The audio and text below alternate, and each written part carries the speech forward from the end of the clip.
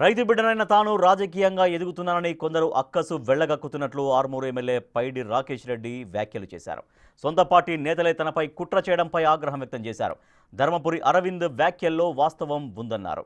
దేశంలోని పొలిటీషియన్లలో తాను అతి తక్కువ కేసులున్న మొదటి వ్యక్తినని తెలిపారు. నాడు బీజేపీలోకి రావడానికి కొందరు నేతలు ఇష్టపడలేదన్నారు.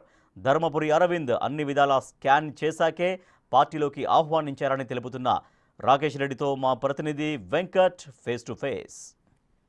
బీజేపీలో జరుగుతున్నటువంటి పరిణామాల పైన మనతో మాట్లాడేందుకు ఆర్మూర్ ఎమ్మెల్యే పైడి రాకేష్ రెడ్డి మనకు అందుబాటులో ఉన్నారు.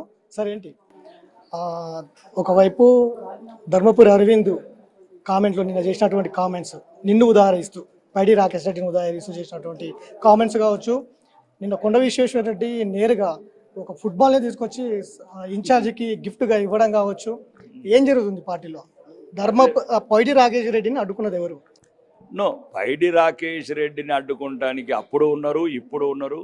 కాబట్టి అంటే బీజేపీలో ఉన్నారా? బీజేపీ అని కాదు, అరవింద్ గారు చెప్పింది ఏంటంటే ఒక మంచి వ్యక్తులు పోరాట, ఎందుకంటే నేను రాజకీయాలకు వచ్చినప్పుడే వీళ్ళలాగా కాదు, మిగతా రాజకీయాలాగా నా మొత్తం ఎంటైర్ నా దగ్గర ప్రపంచంలో నాకు ఏదైతే ఒక నా ఆస్తులు, నా కేసులు, నా కేసు ప్రపంచంలో ఉన్న ఒకే ఒక కేసు రాజకీయ, నాకు తెలిసి భారతదేశంలో అతి తక్కువ కేసు ఉన్నది నేనే కావచ్చు. మొత్తం ఎంటైర్ భారతదేశంలో ఒక్క కేసు ఉన్నది, అది అక్రమ కేసు ఉన్నది. కొనైతే వందల కేసులు ఉన్నాయి. కాబట్టి దాంట్లోకి పోదలుచుకోలేదు. కానీ నాకు అప్పుడు ఆపదలుచుకున్నది ఏంటంటే ఒక సామాన్యుడు, ఒక రైతు బిడ్డ, ఎందుకంటే మా దగ్గర కొద్దిగా అగ్రవర్ణాలు లేకపోతే రకరకాల రాజకీయ వారసత్వంతో మా జిల్లాలో వెళ్తున్నారు 70 ఏళ్ళ నుంచి. అంటే ఇప్పుడు అంటే రాజకీయ వారసత్వం మా జిల్లాలో.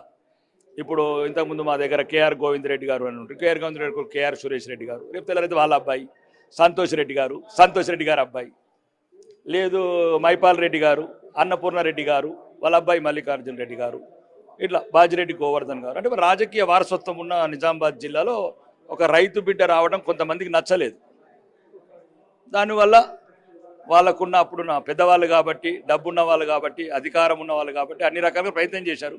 కానీ దేవుడు ఏదైతే నా ఎందుకు దయదాల్చిండో, నా నిజాయితీ తెలుసు కాబట్టి ఆ రకంగా అన్ని క్లారిటీ ఇవ్వండి. ఎవరు అడ్డుకున్నారు రాకేష్ రెడ్డిని? బీజేపీలో అడ్డుకున్నారా, ఇతర పార్టీల వాళ్ళు అడ్డుకున్నారా?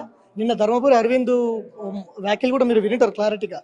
రాకేష్ రెడ్డికి ఒక మర్డర్ చేసినటువంటి వ్యక్తి ఆయన పార్టీలో ఎట్లా తీసుకుంటారు అనేది జనరల్ సెక్రటరీ కాల్ చేసారు, చాలా క్లారిటీగా ఇచ్చారు. దాన్ని అరవింద్ గారు చెప్పారు. అదే చెప్తున్నాం కదా, రాత్రి మాకు ఏదైతే పార్టీ చేద్దామని వాళ్ళు అరవింద్ గారు కూడా చెప్పారు కదా, 6 నెలల నుంచి ఎంబడబడి తీసుకొచ్చానని. నాకు ఆల్రెడీ 3 పార్టీలు నా ఎంబడబడ్డాయి. ఇప్పుడున్న అధికార పార్టీ అందరికన్నా ఎక్కువ నా దగ్గరకు వచ్చారు. ఎందుకంటే మీరు మంచి బిజినెస్ మ్యాన్, మంచి క్యారెక్టర్ ఉంది, ఈ ప్రాంతంలో అంతా మీ పేరు మంచిగా ఉంది, ఇంటెలిజెన్స్ రిపోర్ట్ చెప్తున్నారు. ఇప్పుడు అధికార పార్టీ ఏదైతే కాంగ్రెస్ ఉందో కాంగ్రెస్ వాళ్ళు 100 సార్లు వచ్చారు నా దగ్గరికి. అంటే నేను అప్పటికి ఏ పార్టీలో లేను, ఏ రాజకీయ నేపథ్యం లేదు, నా వ్యాపారం నేను ఏదో చేసుకుని నా బతుకులు నేను బతుకుతున్నాను. కాబట్టి ఆ టైంలో అరవింద్ గారు నన్ను పిలిచి 6 నెలల నుంచి ఏదో చర్చలలో అన్ని రకాల గౌరవిస్తాము. అరవింద్ గారు సామాన్యుడు కాదే, ఆయన అన్ని ఎంక్వైరీలు చేసి అన్ని చూసే అంత క్లీనింగ్ అంత స్కానింగ్ చేసే ఆహ్వానించాడు నన్ను. కాబట్టి అక్కడే చెప్పాను కదా, రాజకీయ వారసత్వము. అరవింద్ చేసినటువంటి కామెంట్లో వాస్తవం ఉందంటారా? అదే చెప్పాను. ఆ రోజు మార్నింగ్ 7కి అట్లా వచ్చారు. అంటే ఎవరెవరైతే ఫ్యాక్స్లు కాంప్లైంట్లు అన్ని వచ్చి ఒక ఫేక్ వీడియోలు పెట్టారు. ఫేక్ వీడియోలు అంటే ఇక్కడ మీరు యూట్యూబ్లో కొద్ది కూడా ఉంది, జైరామ్ అనే ఒక ఏదో జైరామ్ హత్య కేసులో ఇప్పుడు రాకేష్ రెడ్డి అని వేరే ఇంకో పేరు ఉన్నాడు, వాడి పేరు పెట్టిన వీడియోలు పెట్టిండ్రు.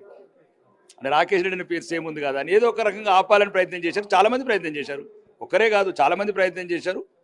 నా వాళ్ళు అన్నట్టు చేశారు, చాలామంది చేశారు. పేర్లు చెప్తే బాగా ఇబ్బందిగా ఉంటుంది. అప్పుడు చేశారు, ఇప్పుడు చేస్తున్నారు. రాజకీయ ఎదుగుదలను ఓర్చలుకోలేకపోతున్నారు, భరించలేకపోతున్నారు. చాలామందికి కడుపులో గడ్డలు వచ్చినాయి. కాబట్టి నేనేం చేయలేను కదా, దేవుడు ఆజ్ఞ. నా రాజకీయ ప్రత్యర్థులు కావచ్చు, రాజకీయ శత్రువులు కావచ్చు, లేకపోతే నా ఎదుగుదల ఓర్వలేక నిమ్మకాయలు కోస్తున్న మంత్రగాళ్ళు కావచ్చు, తాయితులు కట్టుకుంటున్న మంత్రగాళ్ళకు కూడా చెప్తున్నా, ఏం కాదు, పుట్టగానే పోరాటం నేర్చుకున్న బిడ్డని చివరి శ్వాస వరకు పోరాటం చేస్తాను.